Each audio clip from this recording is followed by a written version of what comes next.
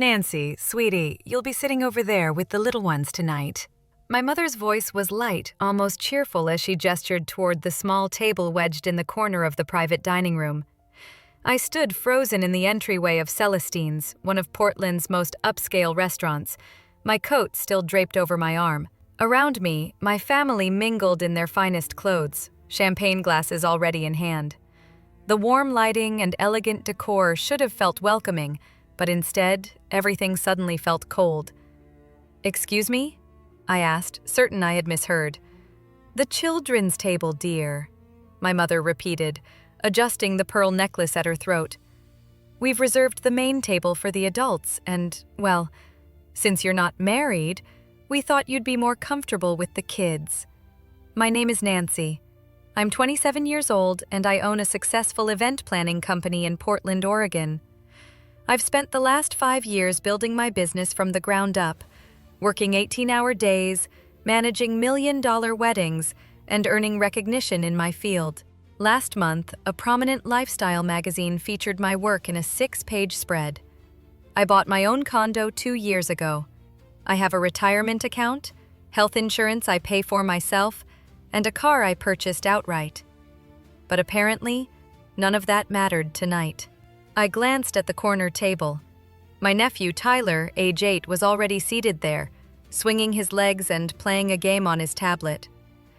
Next to him was my niece, Sophia, who had just turned 6. The table was set with plastic cups decorated with cartoon characters. "Mom, I'm 27, I said, keeping my voice level despite the heat rising in my chest. "I'm not a child." "Oh, don't be so sensitive," my father chimed in, approaching with a glass of scotch.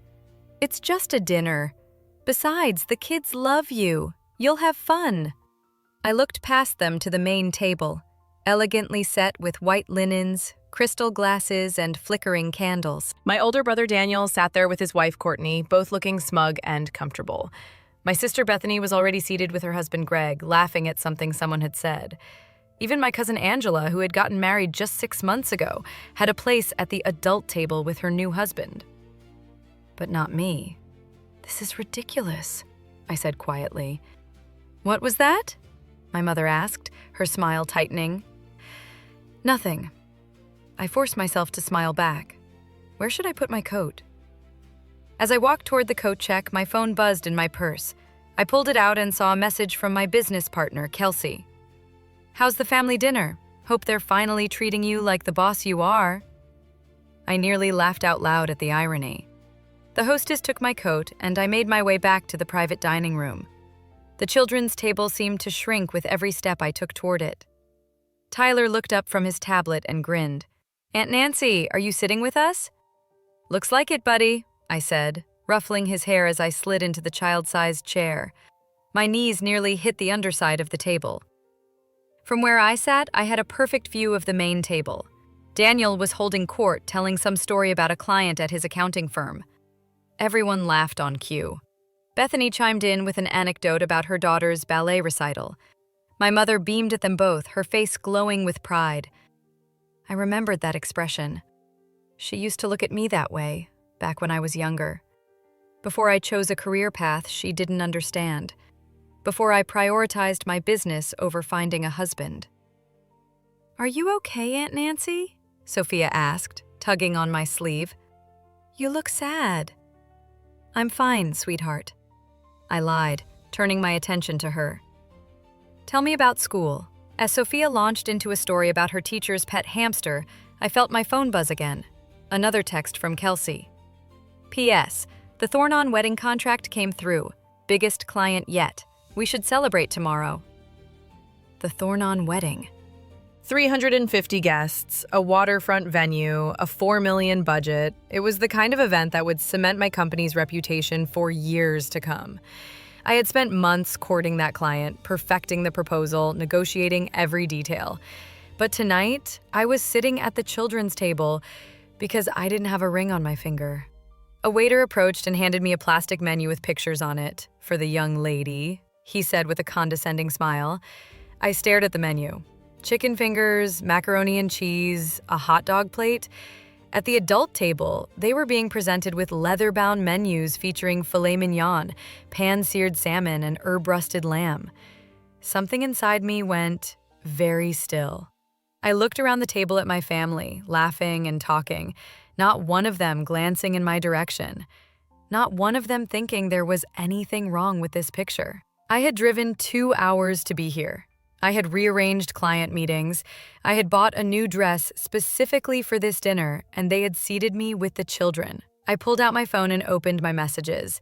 My fingers hovered over the keyboard for a moment before I typed. "Kelsey, change of plans. I'm going to need that celebration tonight after all. I'll explain later." Then I stood up, smoothed down my dress, and picked up my purse. "Where are you going?" Tyler asked. "I just need to make a phone call, buddy," I said softly. "I'll be right back," but I wouldn't be. I walked past the main table without looking at anyone and headed straight for the coat check. My hands were steady as I handed the attendant my ticket, but inside, my thoughts were racing. Years of moments like this crashed over me all at once, a tidal wave of memories I had pushed down and tried to forget. The coat check attendant returned with my jacket. "Leaving so soon?" she asked. "Change of plans?" I said simply. As I slipped my arms into the sleeves, I thought about my college graduation. I had earned my degree in business administration with honors despite working 2 jobs to pay for it. My parents had attended the ceremony, but they had spent most of the reception talking about Daniel's upcoming promotion at his firm.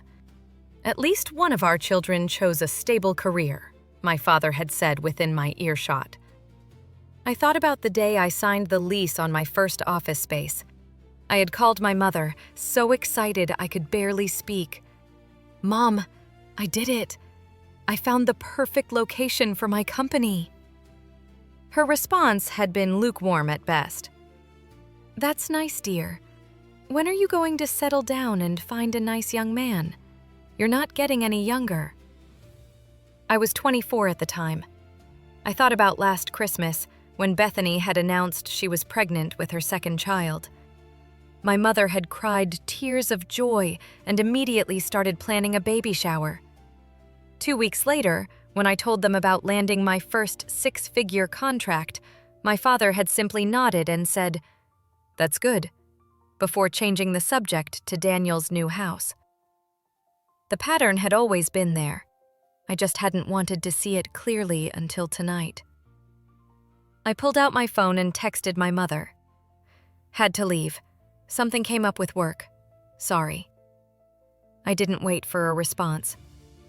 I walked through the restaurant's main dining room, past couples enjoying romantic dinners and groups celebrating birthdays. Everyone looked so normal, so content. I wondered if any of them had families who dismissed their accomplishments because they didn't fit into a predetermined mold. The cool evening air hit my face as I stepped outside. Portland in October was beautiful, the trees just starting to turn gold and red. I had always loved this city, loved building my life here on my own terms. But standing there on the sidewalk, I felt suddenly exhausted by the constant battle to prove my worth to people who should have valued me unconditionally. My phone buzzed, a text from my mother. "What do you mean you left? Where did you go?" I ignored it and called Kelsey instead. "Hey, that was fast," she answered. "Are you done with dinner already?" "I'm done." "All right," I said, walking toward where I had parked my car. "Long story. Are you free for you?" "Always. Want to meet at Bruno's? We can grab a bottle of wine and you can tell me everything." "Perfect. See you in 20. As I drove through the city streets, my phone kept buzzing with incoming messages. I didn't look at them. I knew what they would say. My mother would be confused, maybe even concerned. My father would be annoyed. My siblings probably wouldn't even notice I was gone until dessert was served. Bruno's Wine Bar was a cozy spot Kelsey and I had discovered during our early days of building the business. We had spent countless nights there, planning strategies, celebrating small victories, and commiserating over difficult clients. The owner, Mauricio, greeted me with a warm smile as I entered. "Nancy, good to see you. Your friend is already here," he said, gesturing toward our usual corner booth. Kelsey stood up as I approached, her face immediately registering concern. "Okay, spill. What happened?" I slid into the booth and let out a long breath. They sat me at the children's table. "What?" "My family's fancy dinner. They literally seated me with my 8-year-old nephew and 6-year-old niece. Plastic cups, kids' menu, the whole thing. Because I'm not married." Kelsey's mouth fell open. "You're joking." "I wish I were." She was quiet for a moment, processing this. Then she reached across the table and squeezed my hand. "Nancy, that's insane. You know that, right? That's completely insane." "I know. Did you say anything?" I left. Good. Mauricio appeared with a bottle of wine, apparently having sensed the mood. "On the house, ladies. You both look like you need it." As he poured, my phone buzzed, again and again and again. I pulled it out and looked at the screen. 7 missed calls, 15 text messages. The notifications kept coming. "Wow," Kelsey said, watching the phone light up repeatedly. "They noticed you're gone." I scrolled through the messages. "My mother. Nancy, what's going on? Where are you?" "My father. This is very rude. We're all waiting for you." "Daniel, Mom's freaking out. What did you do?" "Bethany, can you please just come back? You're ruining dinner." Ruining dinner? That was rich. "What are you going to do?" Kelsey asked. I stared at my phone, watching the missed calls pile up. 20, 25. My mother had called 9 times in the last 10 minutes. Part of me wanted to answer, to explain, to make them understand how much they had hurt me. But a bigger part of me knew it wouldn't matter. They would find a way to make this my fault. I was too sensitive. I didn't understand. And it was just a joke. I was overreacting. I had spent 27 years trying to earn their respect, their approval, their recognition. And tonight, they had shown me exactly what they thought I was worth. I turned my phone face down on the table. "I'm not answering," I said quietly. Kelsey raised her glass. "Good, let them sweat." The wine was smooth and rich, but I could barely taste it. My mind kept replaying the moment when my mother had casually directed me to the children's table, as if it were the most natural thing in the world, as if I were still a kid who needed to be managed and organized according to her rules. "Tell me something," Kelsey said, swirling her wine. "Has it always been like this?" I thought about her question. Not always. When I was younger, things were okay, but once Daniel got married, something shifted. Suddenly, there was this divide between the real adults and everyone else, and I ended up on the wrong side of it. "Because you chose your career over a husband." "Exactly." I took another sip of wine. "It's not like I'm against marriage. I'm just not going to settle for someone who doesn't respect what I've built. My business is important to me. It's mine. I created it from nothing." "And you're incredible at it," Kelsey added. "Nancy, you've built something amazing. We've grown 30% this year alone. We have a wait list of clients. You're 27 years old and you're running a thriving company. That's not nothing. Try telling my parents that." My phone buzzed again. I glanced at it despite myself. A text from my mother. "Nancy, Catherine, this is unacceptable. Call me immediately." The use of my middle name made me smile bitterly. That was her signature move, saved for when she was truly angry. "How many calls now?" Kelsey asked. 32. Jesus, I know. Another text came through, this time from Bethany. "Mom is crying. Dad is furious. Are you seriously not coming back?" I showed Kelsey the message. She read it and shook her head. "They're trying to guilt you into coming back so they don't have to face the fact that they messed up." "Pretty much. Are you going to go back?" I looked at my phone at the steady stream of notifications that wouldn't stop. Part of me felt guilty. I had been raised to be polite, to keep the peace, to not make waves. Walking out of that dinner went against every instinct my parents had instilled in me from childhood. But another part of me felt something I hadn't felt in a long time. Free. "No," I said firmly. "I'm not going back. Not tonight, and maybe not for a while." Kelsey smiled. "Good. They need to understand that you're not going to accept being treated like that anymore. I just wonder how long I can hold out," I admitted. "You know how my family is. They'll keep calling. They'll show up at my office. My mother will leave voicemails about how I've hurt her feelings. They'll find a way to make me the bad guy in all this. Let them try. Kelsey said, Nancy, you've spent years trying to prove yourself to them. When are you going to accept that it's their problem, not yours? Her words hit me harder than I expected. She was right. I had spent so much time trying to be enough for my parents, to make them see my success, to earn their pride. But what if that was impossible? What if nothing I did would ever be good enough because it didn't fit their narrow definition of success? My phone rang again. This time it was my father. 43 calls, I said, looking at the screen. That's commitment, Kelsey said dryly. Or panic, probably both. I declined the call and opened my messages. There was a new one from Daniel. You're being incredibly selfish. This was supposed to be a nice family dinner and you've made it all about you. I read it aloud to Kelsey, who actually laughed. The irony. They make a whole seating arrangement about how you don't measure up and somehow you're the selfish one. That's my family for you. Nancy, can I ask you something? Kelsey sat down her glass and looked at me seriously. What would you tell a client if they were in this situation? If they came to you and said their family was treating them this way? I thought about it. I'd tell them they deserve better, that they shouldn't accept being disrespected no matter who it's coming from. Exactly. So why are you any different? She had a point. In my business, I advised clients all the time about setting boundaries, about knowing their worth, about not accepting less than they deserved. I helped people plan the most important days of their lives, making sure every detail reflected their value and vision. But somehow, when it came to my own family, I had accepted scraps. Not anymore. You're right, I said. I'm done. Done with what? Done accepting this. Done trying to prove myself to people who will never value what I've accomplished. Done shrinking myself to make them comfortable. Kelsey grinned. There she is. There's the Nancy I know. My phone buzzed again. Another call from my mother.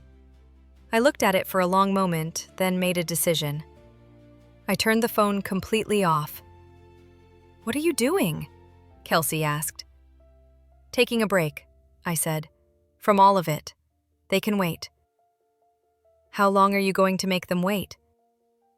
As long as it takes for them to understand that I'm not a child anymore. That I won't be treated like one. That my life and my choices have value even if they don't understand them. Mauricio appeared at our table again. How's the wine, ladies? Perfect, I said, and I meant it. For the first time all evening, I felt like I could breathe. Another bottle? He asked with a knowing smile. Absolutely.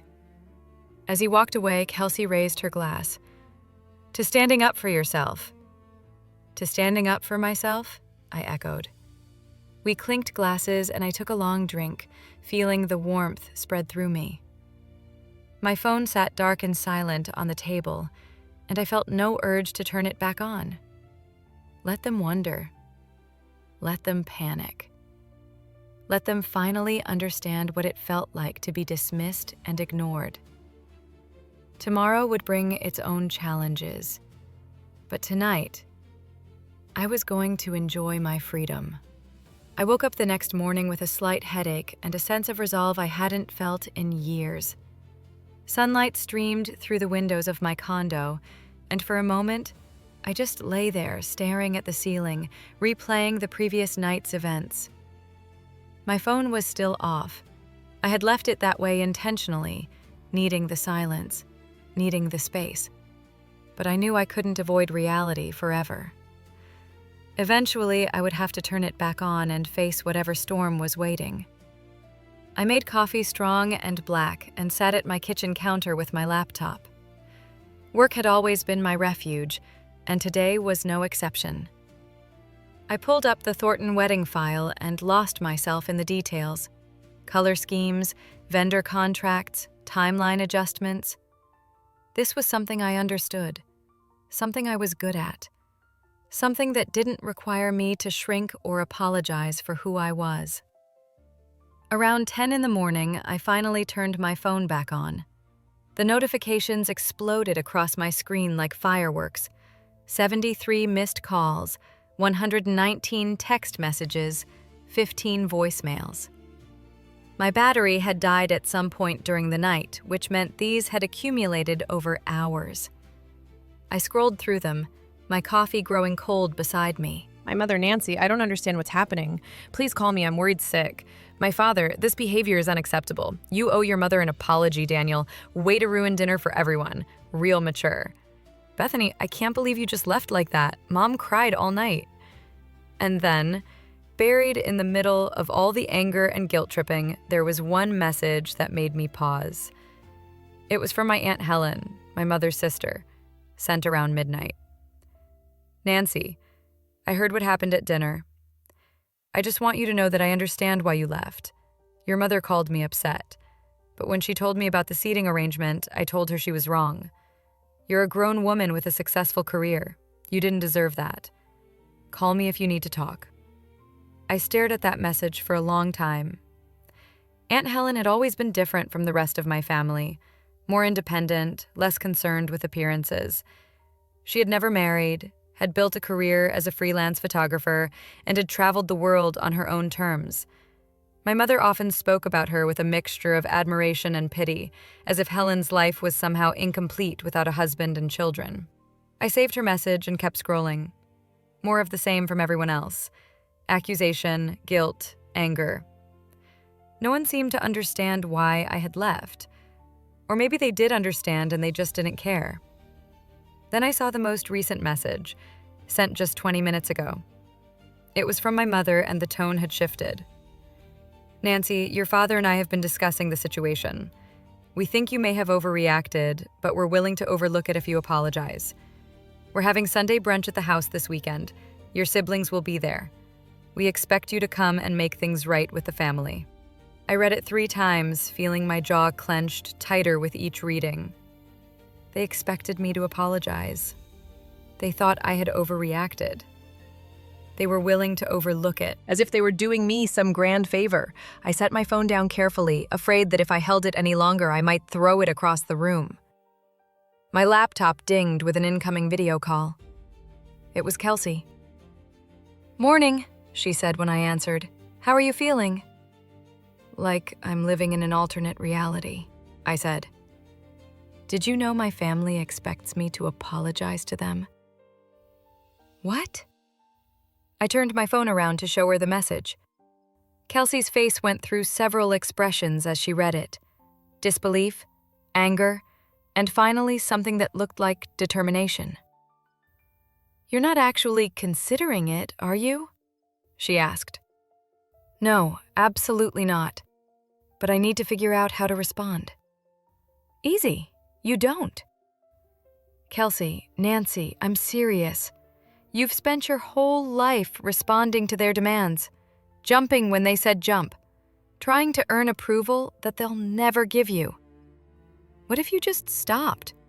Stopped responding, stopped playing their game? They want you to come to Sunday brunch so they can put you back in your place, make you apologize for having boundaries, and reassert their control. What if you just didn't show up?" I thought about it. The idea was both terrifying and exhilarating. "They'll lose their minds," I said. "Good, let them. But Nancy, what's the worst that can happen? They get angry. They already are. They stopped talking to you. From what you've told me, that might actually be a relief. They cut you out of the family, sweetie. They already did that when they sat you at the children's table." Her words hit me like a physical blow because they were true. They had already shown me exactly where I stood in the family hierarchy. I was less than. I was other. I was acceptable only when I conformed to their expectations. "You're right," I said quietly. "Of course I'm right. I'm always right. You know this." Despite everything, I smiled. "What would I do without you?" "Probably still be sitting at that children's table eating chicken fingers." and wondering why you feel so empty inside. The image made me laugh, even though it hurt. So, what do? I asked. You live your life. You focus on your business. You spend time with people who actually value you. And you let them figure out that you're not going to dance to their tune anymore. They won't just let it go. Probably not. But that's their problem, not yours. After we ended the call, I sat at my kitchen counter for a long time thinking. Then I picked up my phone and typed a response to my mother's message. I won't be coming to Sunday brunch. I need some space to think about things. I'll reach out when I'm ready. My finger hovered over the send button for several seconds. This felt like crossing a line, like stepping off a cliff with no idea where I would land. I pressed send. The response came within 30 seconds. What do you mean you need space? Space from what? We're your family. You don't get to just decide you need space from family. Then another message. Nancy, this is ridiculous. Stop being so dramatic. And another. Your father is very disappointed in you. I watched the messages roll in, one after another, each one trying to pull me back, to make me doubt myself, to restore the old dynamic where I apologized and accommodated and made myself smaller. But something had shifted inside me. I thought about what Kelsey had said, about what Aunt Helen had written, about the way I had felt sitting at that children's table with plastic cups and a kids' menu. I turned off my phone again and went back to work. The week that followed was surreal. I threw myself into work with an intensity that surprised even me. The Thornton wedding required constant attention, and I was grateful for the distraction.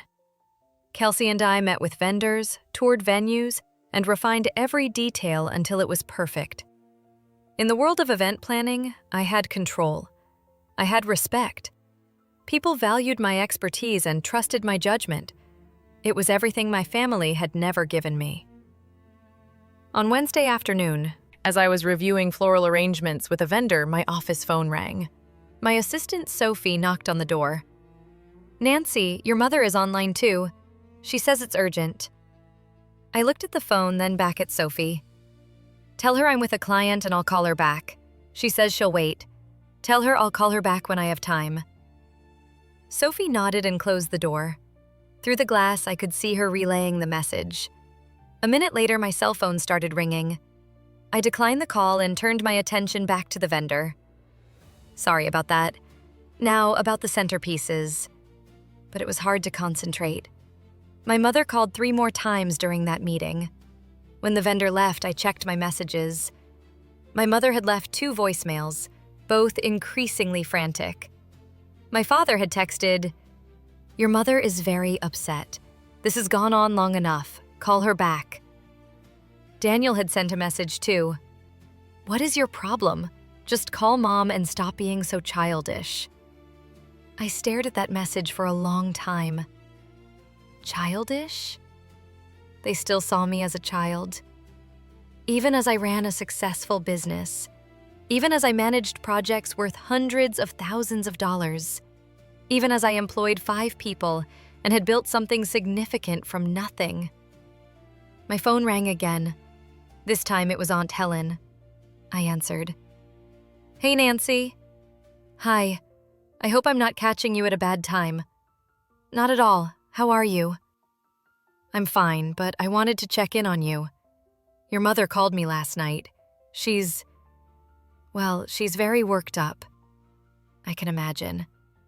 She told me you refused to come to Sunday brunch, that you're not returning her calls. I waited for the lecture, the gentle scolding about family obligations and keeping the peace. Instead, Helen said, Good for you. I nearly dropped my phone. What? Good for you, she repeated. Nancy, I've watched your mother treat you like you're less than your whole life. It was wrong when you were younger, and it's wrong now. What she did at that dinner was inexcusable. She doesn't see it that way. Of course she doesn't. Your mother has very specific ideas about how life should look, and anything that doesn't fit that picture makes her uncomfortable. But that's her issue, not yours. I felt tears prick my eyes. Thank you for saying that. I'm saying it because it's true. Listen, I know your mother is my sister and I love her, but that doesn't mean I agree with how she's treated you. You've built an incredible life for yourself. You should be proud. I am proud. I just wish they could see it. They might eventually, or they might not. But you can't keep sacrificing yourself hoping they'll change. After we hung up, I sat in my office for a while, just breathing. Aunt Helen's words had cracked something open inside me, something I had kept locked away for years. The realization that maybe, just maybe, the problem wasn't me. That evening, as I was leaving the office, Sophie stopped me. "Nancy, before you go, your mother called again. 4 times, actually, and your father called twice. They both said it was extremely important." "Did they say what it was about?" "Your mother said she needs to speak with you about a family emergency." My stomach dropped. Did she say what kind of emergency? "No, just that it was urgent and you needed to call immediately." I pulled out my phone with shaking hands. A family emergency. What if something had happened to someone? What if my father was sick? What if Bethany or Daniel had been in an accident? I dialed my mother's number. She answered on the first ring. "Nancy, finally! I've been trying to reach you for hours. Sophie said there was a family emergency. What happened? Is everyone okay?" "Well, no. Everyone is not okay. Your father and I are extremely upset, and your siblings are upset, and this whole situation is causing problems for everyone." I felt the fear drain out of me, replaced by a slow-burning anger. "That's the emergency, that everyone is upset?" "Yes, Nancy. This has gone on long enough." Whatever point you were trying to make, you've made it. Now it's time to stop being difficult and come home for brunch on Sunday. "Mom, I told you I need space right now." "Space? Space from what? We're your family, and frankly, I think you're being incredibly selfish. Do you know how embarrassing this is? People are asking questions. They want to know where you were at dinner, why you left, why you're not coming to brunch. What am I supposed to tell them? How about the truth that you seated me at the children's table and I decided I deserved better?" There was a sharp intake of breath. "Is that what this is about? That silly seating arrangement? Nancy, you're being ridiculous. It wasn't personal. Mom, you gave me a kids menu with chicken fingers on it. You made me sit with an 8-year-old and a 6-year-old while every other adult in the family sat at the main table. How was that not personal? You're blowing this completely out of proportion. It was just a practical decision. The table could only fit so many people. And since you're not married, we thought that I was less of an adult than everyone else. That's not what I said, but it's what you meant." My mother's voice turned cold. "I don't appreciate your tone. I'm your mother and you need to show me some respect." "Respect goes both ways, Mom. I'm giving you until Sunday to calm down and reconsider. If you don't show up for brunch, there will be consequences." "What kind of consequences?" "Your father and I have been discussing it. If you can't be part of this family, then maybe you shouldn't be included in family matters at all. That means holidays, gatherings, everything. You'll be on your own." The threat hung in the air between us. She was trying to scare me, to make me panic at the thought of being cut off from the family. A year ago, even a month ago, it might have worked. But after sitting at that children's table, after a week of relentless calls and manipulation, after years of feeling less than, Something inside me had changed. "If that's how you want it, then okay," I said quietly. "What?" "If that's your decision, I'll accept it. But I'm not coming to brunch to apologize for having boundaries, Nancy." I hung up. Sunday morning arrived gray and drizzly. Typical Portland weather. I woke up early and went for a run through my neighborhood, letting the rain wash over me. My mind was clearer than it had been in weeks. I had made my choice, and I was prepared to live with whatever consequences came next. When I got back to my condo, I showered and made breakfast. I was just sitting down with coffee and toast when my phone rang. It was Kelsey. "Hey, aren't you supposed to be at brunch right now?" she asked. "Nope, I'm at home watching the rain and feeling surprisingly peaceful." "You didn't go?" "I didn't go." "And how do you feel about that?" "Honestly, good. Really good. That's my girl."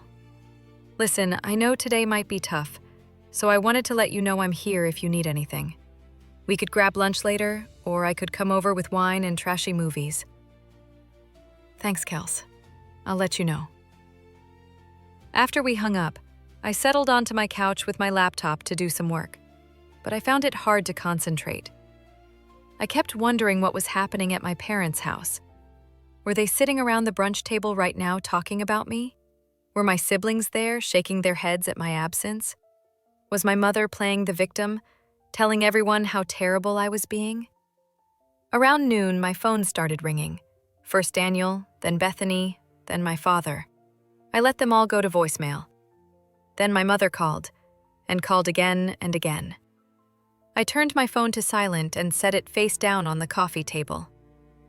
2 hours later, I heard a knock at my door. I looked through the peephole and my stomach sank.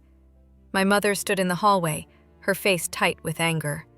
Behind her was my father, looking stern and uncomfortable. I took a deep breath and opened the door. "Hi, Mom." "Dad, we need to talk," my mother said, pushing past me into the condo. My father followed, closing the door behind him. "You could have called first," I said. "I did call, many times. You didn't answer. I was taking some space, like I said I needed. This has gone far enough, Nancy."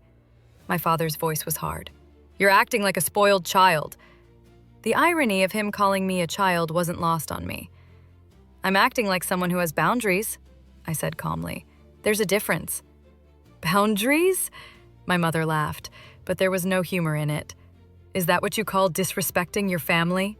Humiliating us in front of everyone?" "I disrespected you." "Mom, you sat me at the children's table." "Oh, for heaven's sake, we're back to that?" "It was just a seating arrangement." "It was a message, a very clear message that you don't see me as an equal to my siblings." "That's not true, isn't it?" "When was the last time you asked about my business? When was the last time you celebrated one of my achievements the way you celebrate everything Daniel and Bethany do?" My mother's face flushed. "We're very proud of you." "No, you're not. You're confused by me. You're embarrassed that I'm not married. You wish I had chosen a different path, a more traditional path like Bethany did. But I didn't, and that doesn't make my life less valuable." "We never said your life was less valuable." "You didn't have to say it. You showed it. You've been showing it for years. But I was too busy trying to earn your approval to see it clearly." My father stepped forward. "Nancy, you're blowing this out of proportion. All we did was make a practical decision about seating, and you've turned it into this huge drama." "A practical decision, Dad? Every other adult in the family sat at the main table. Every single one. The only person who didn't was me. And the reason given was that I'm not married." "Well, you're not. And that makes me less of an adult." He shifted uncomfortably. "That's not what I'm saying." "Then what are you saying?" Neither of them answered. I took a deep breath. "Look, I love you both, but I can't keep doing this. I can't keep shrinking myself to fit into the box you want to put me in. I've built a good life. I have a successful business that I'm proud of. I have friends who respect me and support me, and I need family who can do the same." "We do respect you," my mother said, but her voice lacked conviction. "No, you don't. If you respected me, you would have seated me at the adult table. If you respected me, you wouldn't have expected me to apologize for leaving a situation that was humiliating. If you respected me, you would understand why I need space right now." "So, what are you saying?" my father asked. "That you're done with us?" "I'm saying I need time to figure out what a healthy relationship with you looks like. And that might mean not seeing you for a while." My mother's eyes filled with tears. "You can't mean that." "I do mean it. I've spent my whole life trying to be enough for you, and I'm tired. I'm tired of feeling like I'm failing just by being who I am." "This is ridiculous," my father said. "You're our daughter. You don't just get to cut us off." "I'm not cutting you off. I'm setting a boundary. There's a difference." "It doesn't feel different from where we're standing," my mother said. "I know, and I'm sorry that it hurts, but I have to do what's best for me." They stood there for a moment, and I could see them struggling with what to say. Finally, my mother spoke, her voice trembling. "If this is really what you want, then fine. But don't expect us to come crawling back when you change your mind." "I don't expect anything," I said quietly. That's the whole point. They left without another word. I watched through the window as they got into their car and drove away. Then I sat down on my couch and let myself cry. It wasn't tears of regret or uncertainty. It was grief for the family I had wanted but never had, mixed with relief that I had finally stopped pretending. My phone buzzed with a text. It was from Aunt Helen. "Your mother just called me very upset. I told her she needed to respect your boundaries. I'm proud of you, Nancy. This took courage." I typed back, "Thank you. That means more than you know." Another text came in, this time from Kelsey. "Still up for that lunch? I have a feeling you might need it." I smiled through my tears. "Yes, give me an hour." "Take your time. I'm not going anywhere." I set down my phone and looked around my condo at the life I had built for myself. It wasn't the life my parents had wanted for me, but it was mine. And for the first time in a long time, that felt like enough. 3 weeks passed in relative peace. I threw myself into work with renewed energy, and the Thornton wedding was shaping up to be the event of the season. Kelsey and I met with the bride and groom several times, refining details, adjusting timelines, and ensuring everything would be perfect. During those weeks, my family continued their attempts to contact me, but with decreasing frequency. The calls went from daily to every few days, and then to once a week. The messages shifted from angry to confused to something that almost resembled concern, though it was hard to tell if they were concerned about me or about how my absence reflected on them. I didn't respond to any of it. Aunt Helen checked in regularly, offering support and updates on family drama. Apparently, my absence had created quite a stir. My mother told people I was busy with work. My siblings told their friends I was going through a phase. No one seemed willing to admit the real reason I had stopped coming around. One Thursday afternoon, I was in the office reviewing contracts when Sophie knocked on my door. "Nancy, there's someone here to see you. She doesn't have an appointment, but she says it's important." "Who is it?" She said her name is Courtney, my brother Daniel's wife. I hadn't heard from her directly since the dinner incident. I considered telling Sophie I was busy, but curiosity got the better of me.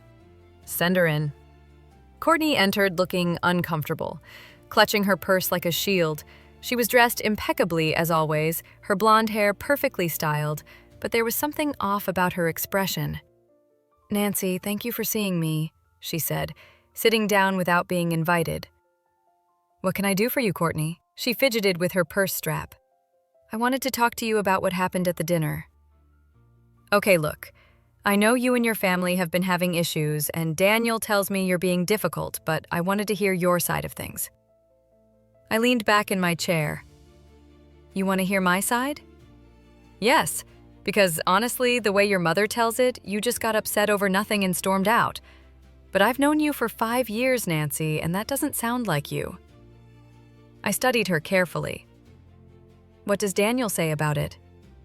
"He says you're being dramatic and childish, that you're punishing everyone because of a silly seating arrangement."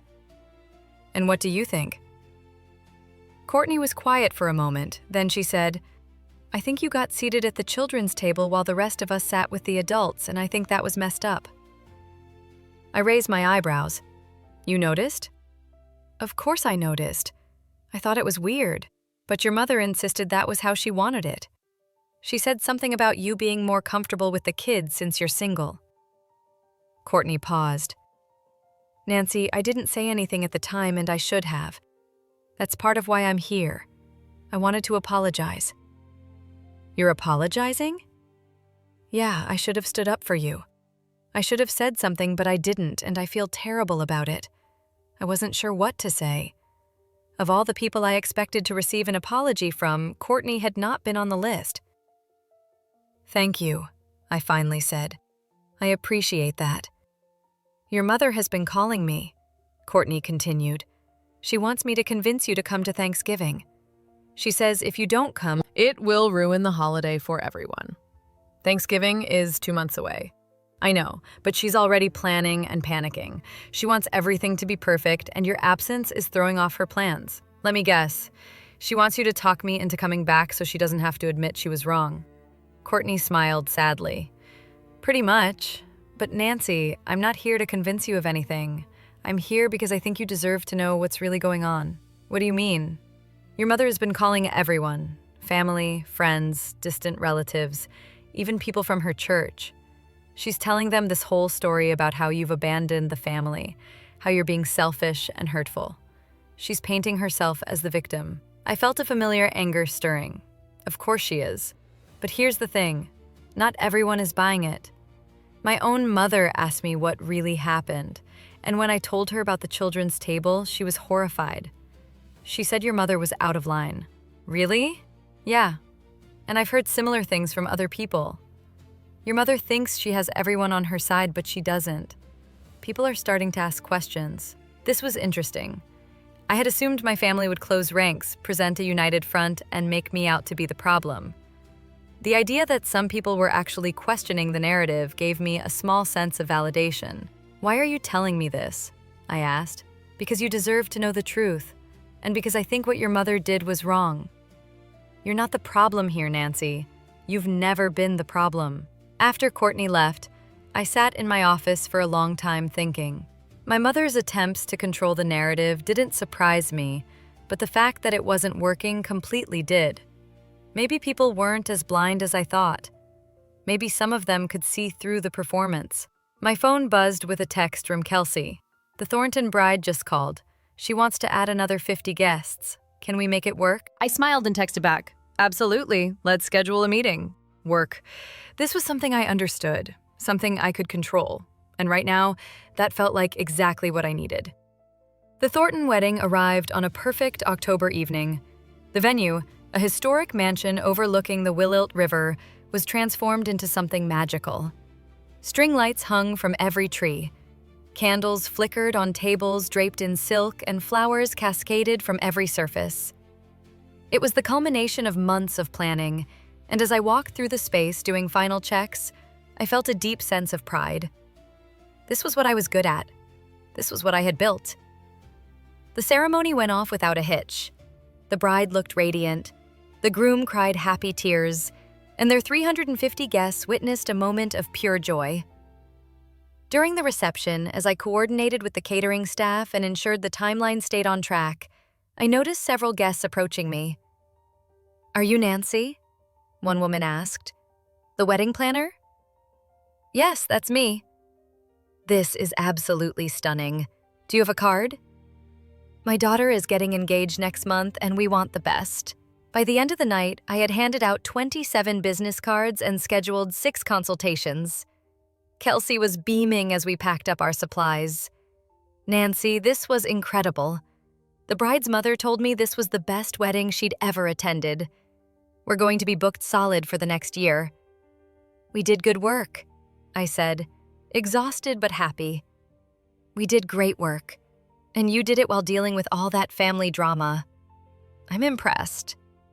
As I drove home that night, I felt content in a way I hadn't felt in years. My life was mine. My success was mine, and I didn't need anyone's validation to know my worth. The next morning, I woke to my phone ringing. It was an unknown number, which I normally wouldn't answer, but something made me pick up. "Hello, Nancy. It's Caroline Thornton, the bride." My heart skipped. "Caroline, hi.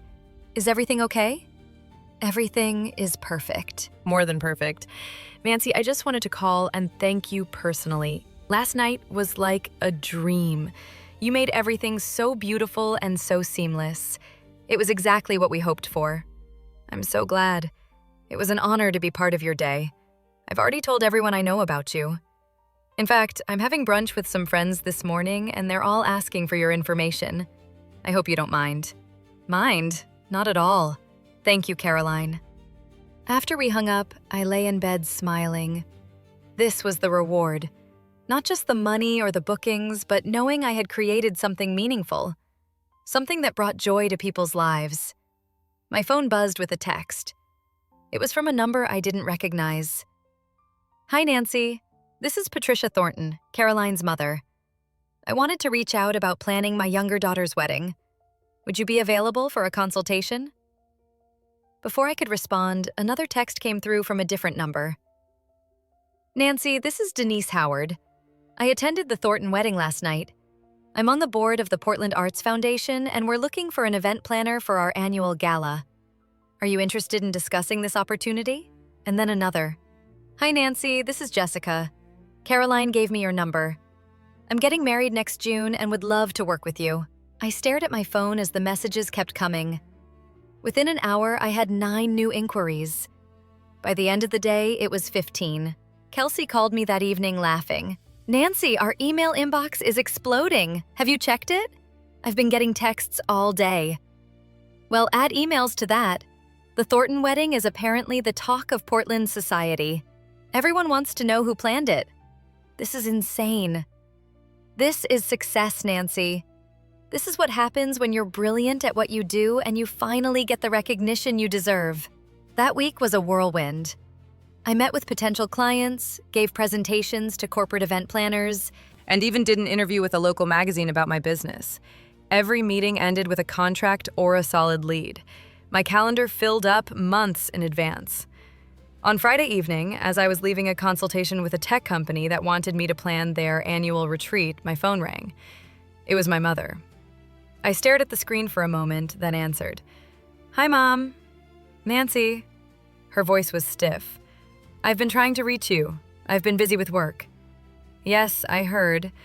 Apparently, you planned some big wedding that everyone is talking about. The Thornton wedding. Yes. There was a pause. I saw the photos online. It looked very nice. Thank you. Another pause. Nancy, your father and I have been discussing things. We think maybe we overreacted about the whole dinner situation. I waited. We're willing to move past it if you are. Thanksgiving is coming up, and it would be nice if we could all be together as a family. Move past it? I repeated slowly. Yes, we can forget about all this unpleasantness and go back to normal. What about an apology? An apology? Yes. For seating me at the children's table? For dismissing my feelings? For threatening to cut me off when I tried to set boundaries? My mother's tone hardened. I'm not going to apologize for trying to organize a family dinner. You're the one who made this into a big deal. Then I guess we don't have anything more to discuss. Nancy, I hung up. Thanksgiving morning arrived, cold and clear. I woke up early and went for a run, enjoying the quiet streets and the way my breath fogged in the crisp air. When I got back to my condo, I showered and put on comfortable clothes, jeans and a soft sweater, something I would never have been allowed to wear to one of my mother's formal holiday dinners. Kelsey was hosting a Friendsgiving at her apartment, and she had invited me weeks ago. For everyone who doesn't want to deal with family drama, she had said with a grin. I had accepted immediately. As I was getting ready, my phone buzzed with messages. The first was from Aunt Helen. Happy Thanksgiving, Nancy. I'm proud of you for standing your ground. Enjoy your day. The second was from Courtney. Happy Thanksgiving. Just so you know, your mom has been complaining all morning about how you're ruining the holiday by not being here. Daniel told her to drop it. Things are tense. Hope you're having a better day than we are. I smiled at that message. Then came one from my mother. Since you've decided not to be part of this family, I suppose there's no point in wishing you a happy Thanksgiving. I hope you're satisfied with your choices. I deleted it without responding. The Friendsgiving was exactly what I needed. Kelsey had invited a dozen people, colleagues, friends, and a few clients who had become friends.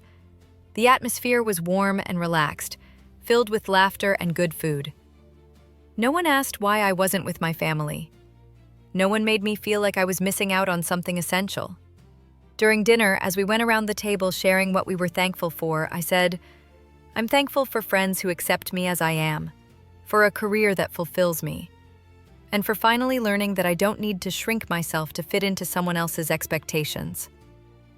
Kelsey raised her glass to Nancy, who is absolutely killing it at life. Everyone clinked glasses, and I felt a warmth spread through me that had nothing to do with the wine. Later that evening, as I was helping clean up, my phone rang. It was a number I didn't recognize, but the area code was local. "Hello, Nancy. This is Gregory Thornton, Caroline's father." "Mr. Thornton, hello. How are you?" "I'm wonderful, thanks to you. Listen, I'm calling because I want to offer you an opportunity. I'm on the board of several companies here in Portland, and we're always looking for top-tier event planners for corporate functions. Your work at my daughter's wedding was exceptional. I'd like to bring you in to pitch for several upcoming events." We're talking significant contracts. My heart raced. I would be very interested in that. Excellent. I'll have my assistant reach out to schedule a meeting. Nancy, you're going to do very well in the city. Mark my words. After we hung up, I just stood there in Kelsey's kitchen, phone in hand, trying to process what had just happened. "Good news?" Kelsey asked, noticing my expression. "Potentially life-changing news." "Tell me." I explained about Gregory Thornton's call. Kelsey squealed and hugged me. "Nancy, this is huge! Corporate events are where the real money is." "I know. Your family has no idea what they're missing out on, do they?" "Not a clue." The next few weeks were transformative. I met with Gregory Thornton and his associates, presented proposals, and landed 3 major corporate contracts. My business grew exponentially. I hired 2 more employees and started looking for a larger office space. One December afternoon, as I was reviewing contracts in my new office, Sophie knocked on the door. "Nancy, your mother is here. Should I send her in?" "My mother? Here?" I took a breath. "Yes, send her in." My mother entered, looking around at the expanded space, the new furniture, the large windows overlooking downtown Portland. Her expression was hard to read. "This is quite an upgrade," she said. "Business has been good, so I've heard." She sat down without being invited. "Nancy, I wanted to talk to you about Christmas. I'm not coming to Christmas. Mom, I figured as much, but I wanted you to know that your absence is affecting the whole family. Your siblings' children keep asking where Aunt Nancy is. Daniel and Bethany are upset. Your father barely speaks anymore. And whose fault is that?" My mother's jaw tightened. "You're being very selfish." "No, I'm being healthy. There's a difference. You're throwing away your family over one small incident." "It wasn't one small incident, Mom. It was years of being treated like I didn't matter because I didn't fit your ideal." The dinner was just the moment I finally saw it clearly. "So that's it. You're just done with us. I'm done accepting less than I deserve. If you can't respect me and my choices, then yes, I'm done." My mother stood up. "You'll regret this, maybe, but I doubt it." She left without another word. Through my office window, I watched her get into her car and drive away. Then I turned back to my desk, to the contracts and proposals and plans for my growing business. My phone buzzed. A text from Kelsey. "Brunch tomorrow to celebrate your new contracts?" I smiled and texted back, "Absolutely." In the months that followed, my parents made a few more attempts to contact me, each one less forceful than the last. When I didn't respond, they eventually stopped trying. My siblings followed suit, apparently deciding that maintaining their relationship with our parents was more important than maintaining one with me. I heard through Aunt Helen that my mother told people I had become too successful to care about family anymore, still unable to see the irony in that statement. Daniel and Courtney divorced 8 months later. Courtney reached out to tell me she had finally stood up to the family's unrealistic expectations, and she thanked me for showing her it was possible. Bethy's marriage grew strained as she struggled under the weight of being the only perfect child left to fulfill our parents' expectations. My mother's attempts to control every aspect of her life eventually led to a falling out that mirrored my own, though Bethany eventually returned to the fold after apologizing.